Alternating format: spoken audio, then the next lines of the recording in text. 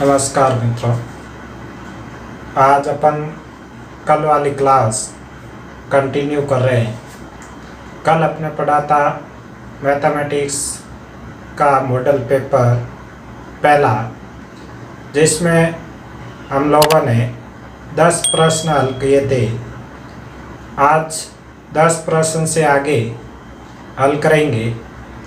आप वीडियो को कंप्लीट ज़रूर देखें, जिससे आपको प्रत्येक प्रश्न अच्छे से समझ में आए। और आपको वीडियो देखने का एक फ़ायदा और भी होगा कि आप ये पता लगा सके कि आपकी कौन सी प्रश्नावली तैयार है और कौन सी प्रश्नावली का सवाल आपसे नहीं हो रहा है।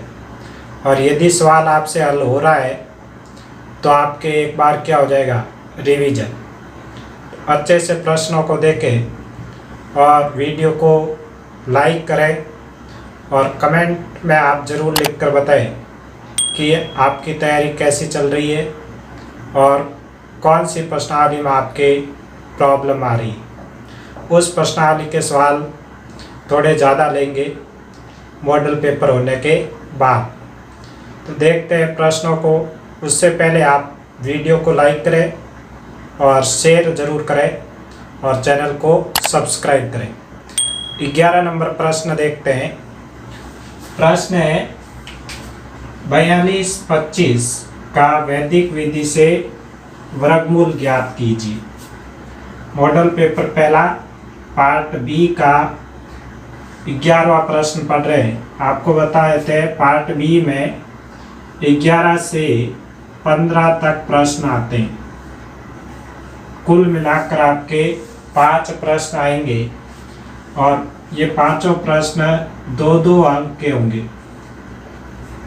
ये पूरा का पूरा मॉडल पेपर आपके बोर्ड पैटर्न पर आधारित है। जिस प्रकार से बोर्ड में प्रश्न पूछे जाते हैं उसी प्रकार के प्रश्न मिलेंगे और उतने ही अंक के प्रश्न हैं। और पार्ट बी में जितने प्रश्न होते हैं उतने प्रश्न आपको यहाँ देखने को मिलेंगे। अगले वीडियो में अपन पढ़ेंगे पार्ट सी। तो आप वीडियो को कंटिन्यू जरूर देखें, जिससे आपको पूरा मॉडल पेपर अच्छे से समझ में आए। और जैसे ही पूरा मॉडल पेपर होगा, आपका एक बार पूरी गणित का क्या हो जाएगा, रिवीजन हो जाएगा। उसके बाद अपन मॉडल पेपर 2 पढ़ेंगे, फिर मॉडल पेपर 3 पढ़ेंगे। तो एग्जाम तक आपके 3 बार रिवीजन हो जाएगा। देखते हैं 4225 का वैदिक विधि से वर्गमूल ज्ञात कीजिए। 4225 का वैदिक विधि से वर्गमूल इस तरह से ज्ञात करेंगे। 4225 इस तरह से अपन लिख लेते हैं। जोड़े बनाते हैं तो इसके 2 पेयर बनते हैं, 2 जोड़े बनते हैं। संकेत लिखने हैं आपको। संकेत आप पहला संकेत लिखेंगे 4225 में 4 अंक हैं, अतः इसके वर्गमूल में 2 अंक होंगे, 2 अंक होंगे। ये ध्यान रखना है, जितने अंक होते हैं संख्या में, उससे आधे अंक उसके वर्गमूल में होते हैं। अब सबसे पहले 42 के लिए सोचना है कि 42 किसके आसपास का वर्ग है। तो सबको पता है कि 42 किसके आसपास का वर्ग है, 6 के। 6 का वर्ग 36 और 7 का जैसे ही वर्ग करते हैं वो 49 हो जाता है, 42 से अधिक हो जाता है। तो 6 का वर्ग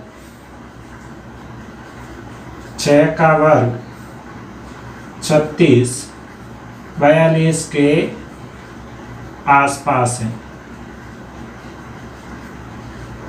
यहाँ पर अपन क्या लिखेंगे, 6, और यहाँ नीचे भी 2 बार 6 लिखेंगे। 6 × 6 कितने हो गए, 36। और यहाँ पर आपने किसका वर्गमूल लिया है, किसका वर्ग लिया है, 6 का। ऊपर लिखेंगे 6, फिर बाकी करेंगे तो ये आ जाएगा 12 में से 6 गए 6। इन दोनों की आपको जोड़ कर देनी। 6 और 6 कितने हो जाएंगे, 12। फिर दूसरे पॉइंट में आपको क्या लिखना है, तीसरे पॉइंट में ये पेड़ उतार लो 25। अब आपके पास क्या बचे, 625।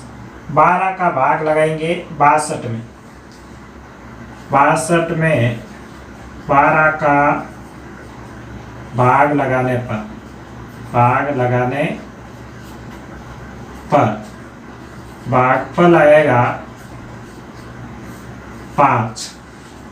भागफल कितना आएगा 5। 12 पंजे 60, तो 5 यहाँ लिखेंगे और यहाँ पर लिखेंगे 5, और इसके नीचे भी क्या लिखना है 5। इस तरह से आपको जमा लाना चाहिए। 5 बार भाग गया 5, इधर भी 5, इधर भी 5, इनको गुणा कर लीजिए तो ये आएगा 625। 625 में से 625 के कैंसिल, 0 हो जाएगा। तो आपके वर्गमूल कितना आ गया, वर्गमूल 65। 42 25 का वर्गमूल कितना आएगा 65 आएगा। इस तरह से आपको इस प्रश्न को हल करना है। सेकंड प्रश्न देखते हैं, प्रश्न संख्या 12।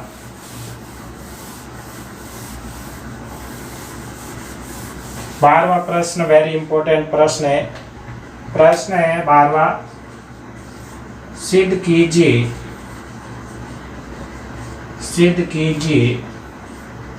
कि √5 एक अपरिमेय संख्या है।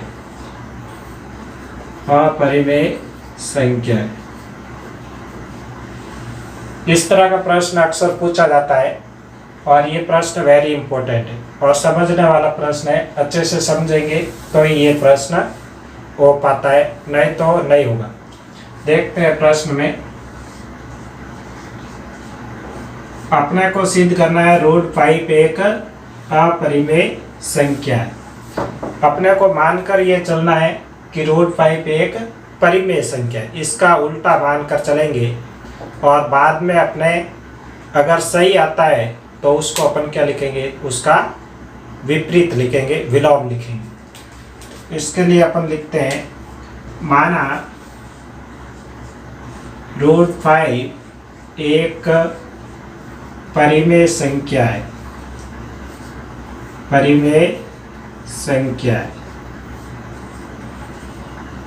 अतः √5 = a/b और b not = 0। जब भी कोई परिमेय संख्या होती है तो परिमेय संख्या की परिभाषा होती है ऐसी संख्या जिसे a/b के रूप में लिखा जा सके, जिसमें b not = 0 होना चाहिए। तो ये परिमेय संख्या की परिभाषा के अनुसार आपने लिख लिया। आगे लिखोगे a तथा b अभाज्य संख्याएं हैं,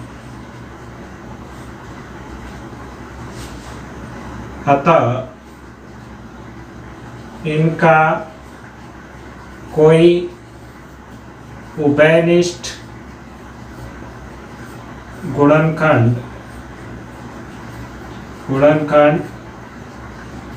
नहीं है। इनका कोई उभयनिष्ठ गुणनखंड नहीं। अब आपको क्या करना है, b को इधर मल्टीप्लाई कर देना, √5b = a। दोनों तरफ वर्ग करने पर आपके पास आएगा 5b² = a²। इसको दे देते हैं समीकरण 1। इसका अर्थ क्या है वो समझिए। 5b² 5 से विभाजित है।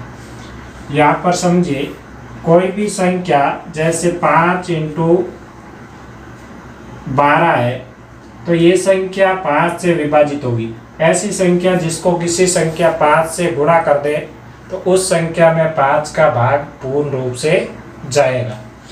ये लिखा है 5b²। b² की जगह कोई संख्या है, वो 5 से क्या होगी, विभाजित होगी। कब होगी, जब वो 5 से गुणा होगी। 5b² 5 से विभाजित है, अतः a² को भी 5 से विभाजित किया जा सकता है, किया जा सकता है।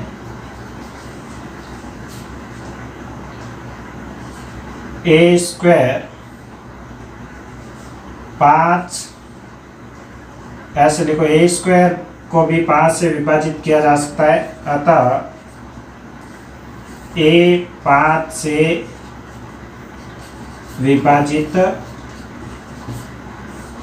होगा। ये प्रमेय से लिखा है मैंने, प्रमेय से। प्रमेय यह है कि किसी भी संख्या के वर्ग में अगर 5 का भाग जा रहा है तो उसकी संख्या में भी 5 का भाग जाएगा। ये प्रमेय 2.3 है, प्रमेय 2.3 से। ये प्रथम परिणाम है अपने पास, प्रथम परिणाम, प्रथम परिणाम। आगे अपन क्या a बराबर 5c। a को इस तरह से लिख सकते हैं, क्योंकि a 5 से विभाजित होता है तो आपके a का जो भी उत्तर आएगा वो 5 का गुणनफल आएगा। जैसे कोई भाज्य संख्या है, भाज्य बराबर भाजक इंटू भागफल होता है। तो भाज्य तो क्या है, a, भाजक 5 है, तो भागफल कुछ न कुछ जरूर आएगा, उसको मान लिया आपने c। दोनों तरफ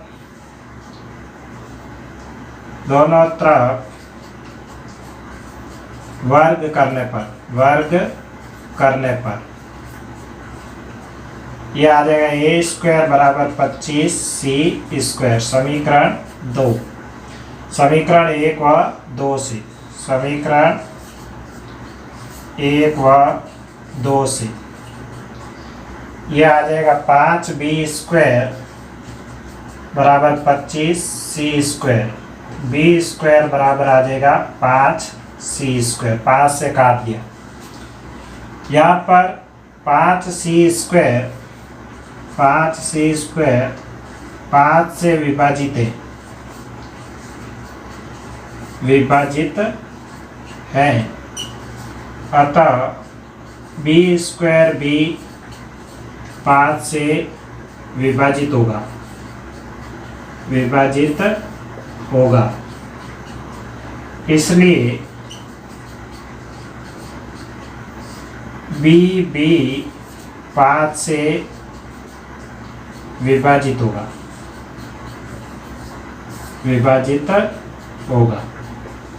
b भी 5 से विभाजित होगा।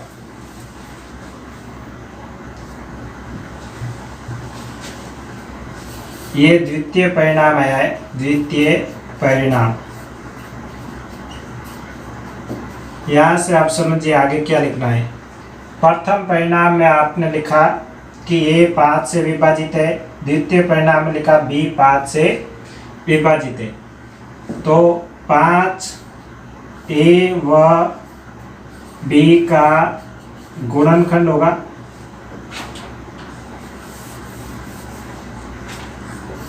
5 a व b का एक गुणनखंड होगा। अब 5 अपने सिद्ध कर दिया कि a और b का एक गुणनखंड है, जबकि यहाँ पर लिखा है a तथा b सभाज्य संख्या है, इनका कोई उभयनिष्ठ गुणनखंड नहीं। यह एक विरोधाभास कथन है, विरोधाभास है, मतलब ये इसका विरोध कर रहा है। तो अपने जो माना है वो क्या है, गलत है। अतः √5 एक परिमेय संख्या नहीं होकर क्या है, अपरिमेय संख्या है, अपरिमेय संख्या है। इस तरह से इस प्रश्न को हल करना है। बहुत इंपॉर्टेंट प्रश्न है। नेक्स्ट प्रश्न देखते हैं। आप प्रश्न को रोककर इनको लिख भी सकते हैं, जिससे आप किसी भी समय वापस देख सकें। प्रश्न 13,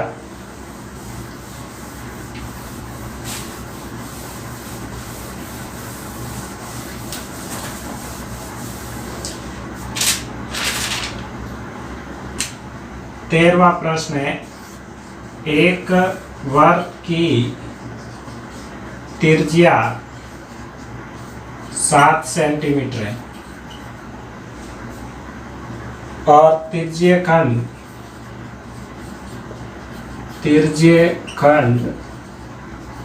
का कोण 90 डिग्री है।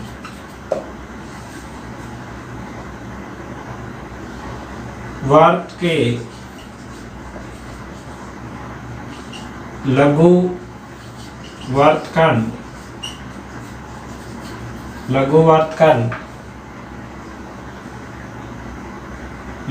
तिर्यखंड तथा चाप की लंबाई ज्ञात करो। ये प्रश्न है। प्रश्न को ध्यान से पढ़िए, फिर इसका हल देखते हैं।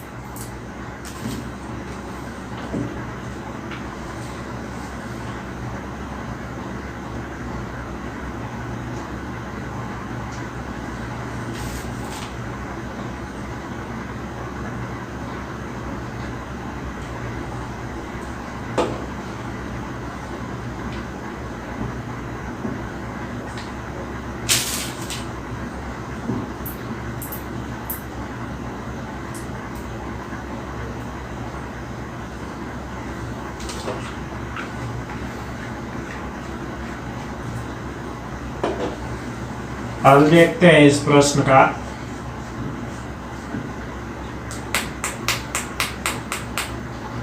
एक वर्ग की त्रिज्या 7 सेंटीमीटर है। इस तरह से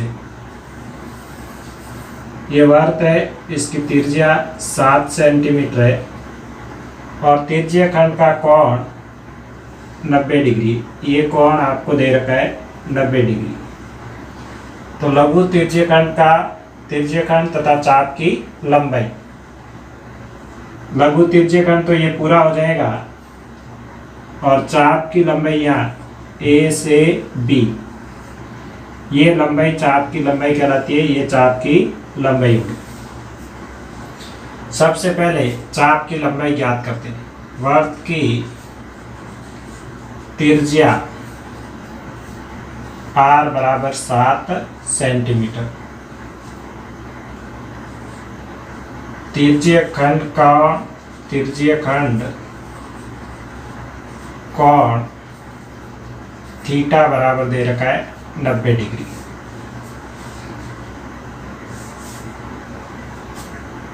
चाप की लंबाई L बराबर होता है पाई r थीटा बटा 180। यहाँ से L बराबर आ जाएगा पाई का मान 22/7 इंटू 7 इंटू 90/180। 90 से ये 2 बार कट जाएगा, 7 से 7 कैंसिल। L बराबर आ जाएगा 22/2 11 सेंटीमीटर। त्रिज्यखंड की लंबाई कितनी आ गई? 11 सेंटीमीटर। अब अपन ज्ञात करेंगे लघु त्रिज्यखंड का क्षेत्रफल। लघु त्रिज्यखंड का क्षेत्रफल A बराबर होता है 1/2 L इंटू R। यहाँ से आ जाएगा 1/2 इंटू त्रिज्यखंड की लंबाई 11 इंटू आर का मान है 7। 11 7 77 बटा 2, तो ये आ जाएगा 38.5 सेंटीमीटर स्क्वायर। इस तरह से इस प्रश्न को हल करना। आप कमेंट बॉक्स में ये लिखकर बताएं कि लघु त्रिज्यखंड का क्षेत्रफल ज्ञात करने का दूसरा सूत्र और क्या है।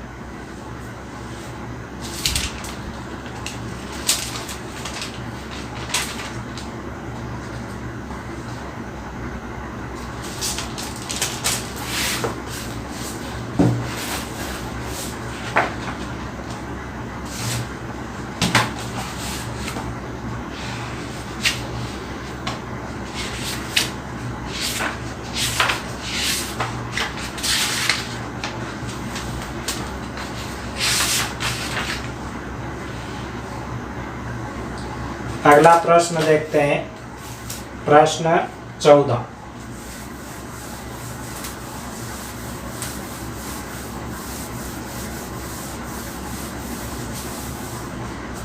चौदहवां प्रश्न है,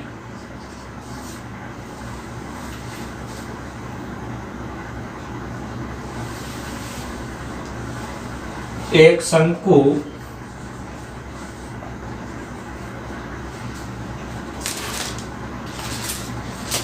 का वक्र पृष्ठ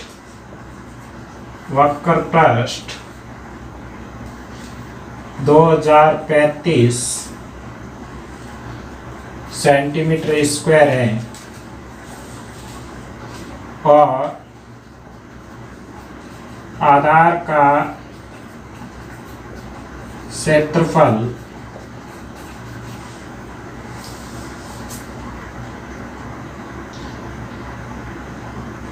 आधार का व्यास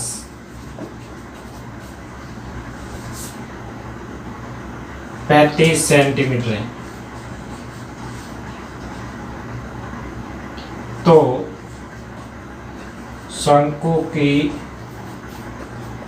तिर्यक लंबाई ज्ञात करो। तिर्यक लंबाई ज्ञात करो। ये प्रश्न है। शंकु की आकृति इस तरह से होती है, ऐसे। ये जो लंबाई होती है वो तिर्यक लंबाई होती है और ये जो व्यास होता है वो आधार का व्यास होता है। ये 35 दे रखा है, यहाँ से यहाँ तक। ये तिर्यक लंबाई आपको ज्ञात करनी है। आपको सूत्र याद होना चाहिए शंकु के वक्र पृष्ठ का। शंकु का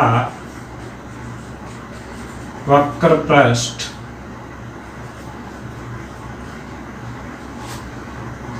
बराबर पाई आर एल। वक्र पृष्ठ का क्षेत्रफल का सूत्र क्या होता है? पाई आर एल।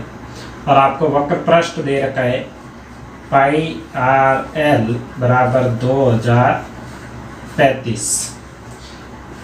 पाई का मान 22/7, आर का मान 35/2। लिख लेते हैं आधार का व्यास 35, तो त्रिज्या हो जाएगी 35/2। यहाँ पर लिखेंगे 35/2 5, तो ये आएगा 2 से काट देते हैं 11। 55 L बराबर 2035। L बराबर आ जाएगा 2035/55। L का मान आ जाएगा तिर्यक लंबाई 37 सेंटीमीटर। इस तरह से इस प्रश्न को हल करना। ये आपको ध्यान रखना है, नहीं तो अपन व्यास रख देते हैं तो उत्तर सही नहीं आएगा। त्रिज्या का मान रखना है। नेक्स्ट प्रश्न देखते हैं जो रोड सेफ्टी से है। 15वां प्रश्न,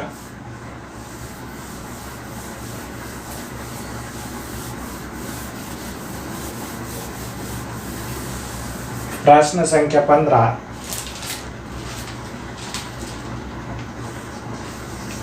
एक सीधे व 12 मीटर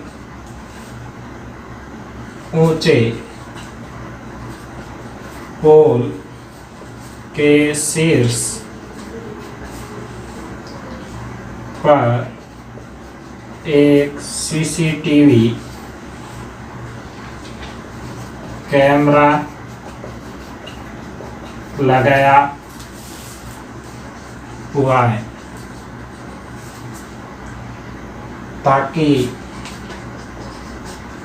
पोल के शीर्ष से 13 मीटर दूर दृष्टि रेखा के आगे भी यातायात देखा जा सके। इस स्थिति में आपको दो चीजें ज्ञात करनी है। पोल के पास से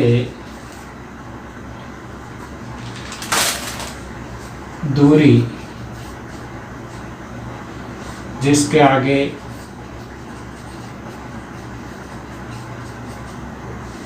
देखा जा सके।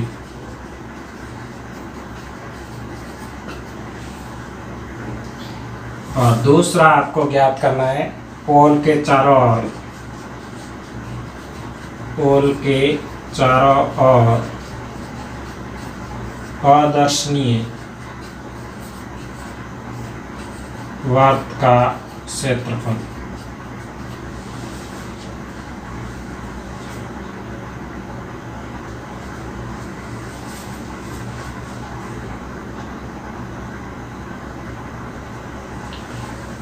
इसमें आपको सबसे पहले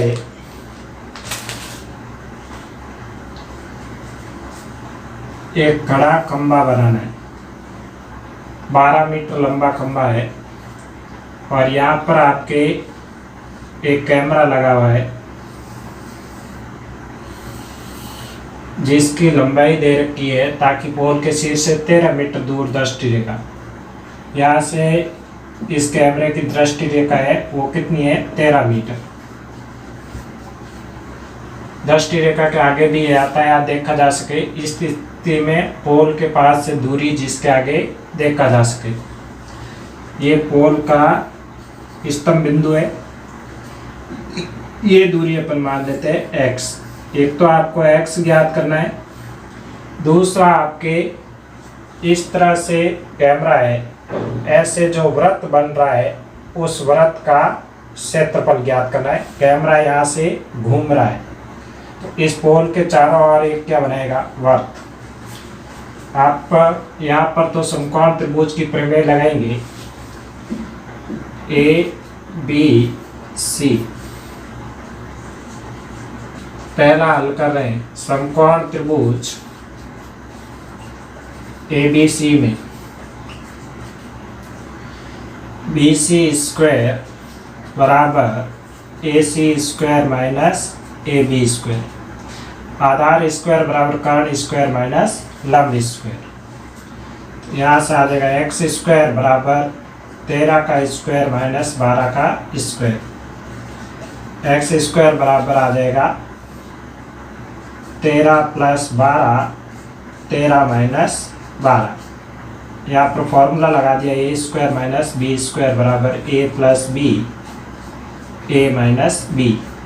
और आप सीधे भी कर सकते हैं। 13 का स्क्वायर 169 माइनस 144।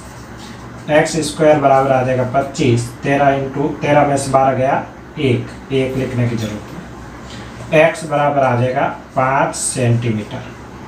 ये आ गया 5 सेंटीमीटर। ये आदर्शनीय वर्त की क्या होगी, त्रिज्या होगी। इस तरह से ये त्रिज्या है और ये इस तरह से ऐसे घूमेगा, या फिर अपन कह सकते हैं इस तरह से ये चारों ओर इसके घूमेगा, ये केंद्र होगा। तो आपके अदर्शनीय वर्ग